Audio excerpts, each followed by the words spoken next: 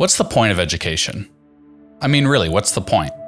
To learn to read, write, and arithmetic, but for what purpose? Beyond all the lofty ideals of education, the brick walls and fountains and gardens of Ivy League schools, the purpose of education is to create workers. How many times have you heard someone say what their major is and the response is, "What do you plan to do with that?" We are educated so we can get a job. In the early years of Canadian and American education, things were very different. Not better, certainly. School was only for wealthy children who didn't need to work, but its focus was on creating great thinkers, innovators, inventors. That all changed, as so many other things did, with industry. And if you believe the stories, it can all be traced back to one man, John D Rockefeller, the richest person to ever live in the modern era. So much has been written about how Rockefeller maliciously targeted lower-income children and morphed the school system to create a mindless army of worker drones who were prepared only to serve his companies and maximize his fortune. I disagree. There's a philosophical phrase called Hanlon's razor. It states, "Never attribute to malice that which is adequately explained by stupidity." Rockefeller and his influence on education is a perfect example.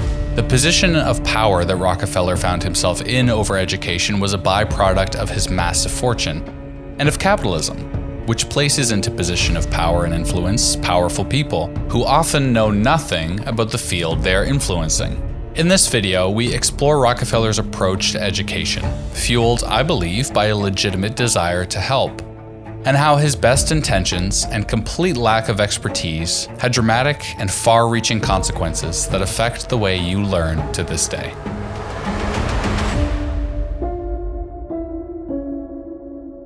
John D. Rockefeller Sr. was an industrialist, arguably the most successful industrialist in U.S. history. At one point, Rockefeller owned about 90% of oil refining in the United States, and at the height of his wealth, he was worth 1.5% of the nation's GDP. For reference, Elon Musk is only worth about 0.7% of the U.S.'s GDP. Rockefeller's legacy is complicated. On the one hand, he created one of the most powerful monopolies in the history of the United States, doing so arguably by ruthless means. On the other, himself, his wife Laura Spelman Rockefeller, and some of their contemporaries more or less invented modern philanthropy, giving away billions of dollars to various causes. If there was one thing that defined the way Rockefeller did business and charity, it was efficiency. Part of his meteoric success was that Rockefeller simply ran his businesses more efficiently than his competitors. He would drive them out of business, buy up their assets, reorganize them to run more efficiently, and then profit in ways that his competitors had not. Near the end of the 1800s, Rockefeller turned his eye for efficiency towards the school systems. At the time, school was primarily for wealthier children. There weren't many practical skills. Kids were trained for academia or the sciences. The United States had seen an influx of immigrants, and most poor and immigrant children had to work from an early age to help support their families. In the South in particular, slavery had only been abolished about 15 years earlier. The South was still struggling to replace enslaved peoples with new farm laborers, and the Black community faced a significant lack of education. Rockefeller set out to change this, putting his philanthropic efforts towards education in the South. He envisioned a very different idea of schooling. He thought school should be full of vocational training, practical tools to teach children how to succeed as farm or industrial workers. In 1902, Rockefeller put up $1 million, over $33 million today, to establish the General Education Board, or GEB, an organization that would provide support to educational institutions in the South, as well as medical and higher education institutions across the United States. At the time, it was the largest philanthropic donation in U.S. history. By this time, laws were being passed making school compulsory for all kids, meaning a whole new class of children would need to be educated. Rockefeller, who, despite claims to the contrary, retained massive decision-making power within the GEB, and the GEB itself had a clear belief when it came to education, that poor children should be trained not for academia, but as workers. Periodically, members of the GEB would publish occasional papers, a place where they could outline and disseminate their views on education. In the first occasional paper, titled The Country School of Tomorrow, written by a member of the Board of Trustees, Frederick Gates, Gates recommends that educators teach every industry in the district, that which would be found in the kitchen, barn, or shop in order to meet the lowly needs of rural life. He thought children should learn how to cook and what to eat, how to make clothing, and emphasized the importance of scientific farming. These sentiments would be continued in future papers, minimizing the importance of the 3 R's, except for children who would need it, i.e. rich children who were destined for college, and emphasizing the importance of vocational education. The GEB didn't technically have any power to make decisions about education, but used their sizable financial resources to influence educators, either through GEB-hosted conferences or through helping to fund new educational programs that aligned with their mission. Now, I feel that it's important to give some credit where credit is due. The programs that the GEB implemented helped many children gain experience and knowledge needed to open up new opportunities for them. The other arm of the GEB helped to eradicate hookworm in the South and develop new medical treatments. The GEB invested heavily in infrastructure improvements, once again with an eye to efficiency. They modernized one-room schoolhouses, paid for transportation improvements, funded some teacher and administrator salaries, built over 412 high schools, and awarded fellowships to teachers. One of their first initiatives was to improve the economic conditions around schools in the South by improving agriculture.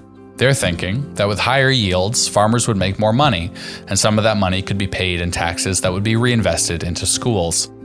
They convinced many of the best farmers to donate a portion of their land to demonstration, where the GEB would show them new fertilizers, crop rotations, and farming techniques. Once the farmers saw the higher yields and profits, word would spread.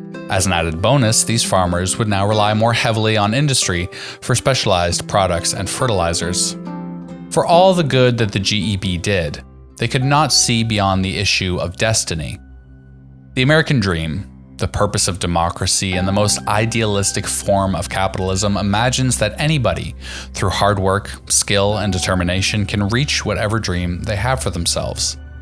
The work of the GEB, Rockefeller, and many of his contemporaries denied that ideal, instead designing a system that told children who were poor, immigrants, or people of color that they were destined to toil the fields, work the factories, and serve the rich capitalists who were in charge of it all. In 1914, the National Education Association released a statement saying, "We view with alarm the activities of Carnegie and Rockefeller foundations, agencies not in any way responsible to the people, in their efforts to control the policies of our state institutions, to fashion after their conception and to standardize our courses of study, and to surround the institutions with conditions which menace true academic freedom and defeat the primary purpose of democracy." Despite this, Rockefeller was far from done, and there was one last change the GEB would push through the education system that would change how kids are evaluated to this day. The GEB received a letter written by 2 psychologists, Lewis M. Terman and Robert M. Yerkes, who over the First World War had developed an intelligence test used in the military. Terman and Yerkes were both staunch eugenicists, who believed that the capacity for intelligence was a trait that could be bred, but that education played an important role in bringing out one's potential for intelligence. Terman and Yerkes wanted to develop a version of their intelligence test for schools, and use the result to create a 3-tiered system based on each child's level of mental capacity or deficiency. Children would then be educated based on their ability, with children in the top tier receiving a wide-ranging education, and children in the bottom tier being trained to be laborers. This kept schools from wasting resources on children who were destined for the fields anyways. The GEB was skeptical, not because of any moral issue, but because the proposed structure was simply too complicated. After suggesting some changes, the GEB donated $25,000 for Terman and Yerkes to develop intelligence tests for school children. Although not the only factor, the work of Terman and Yerkes was instrumental in the development of the SAT and other standardized tests that define how we evaluate our children today. The SAT and other tests have continued the legacy that the GEB pushed in the South, one that separates children by class, putting poorer children at a disadvantage and depriving them of opportunities, but that's a topic for another video. And this returns us to Hanlon's razor. Rockefeller and his associates saw a need, a lack of education for children in the South, and set out to fill that need. I believe, at least in part, his intentions were good. He wanted to help. But how is the richest man alive, who has spent his life building a massive empire, destroying his competition and cannibalizing their businesses, a man whose lifelong obsession has been efficiency and productivity, supposed to offer a compassionate and nuanced opinion on how to educate children whose lives look nothing like his. That is not malice, it is stupidity. And yet, the story of Rockefeller and the GEB is not a cautionary tale, it's the way our world works. In 2023, the members of the Forbes 400 list gave away over $250 billion in philanthropy. Certainly, that's a good thing. But consider how much influence that philanthropy has bought over how education, medicine, poverty relief, and other services are rendered.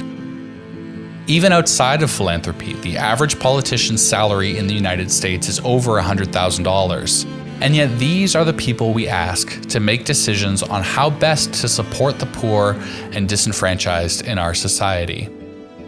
One of Rockefeller's most famous quotes, often used to show his motivation in changing education, is, "I don't want a nation of thinkers, I want a nation of workers." This quote, by the way, was first attributed to him in a 2006 documentary full of UFO conspiracy theorists. He probably never said it. One thing he did say in a 1932 interview is, "I believe the power to make money is a gift of God, to be developed and used to the best of our ability for the good of mankind." Does that sound like a man who set out to reshape education with malice in his heart? Or simply someone with far more power than he should have ever had over how we learn, and too stupid to know what to do with it?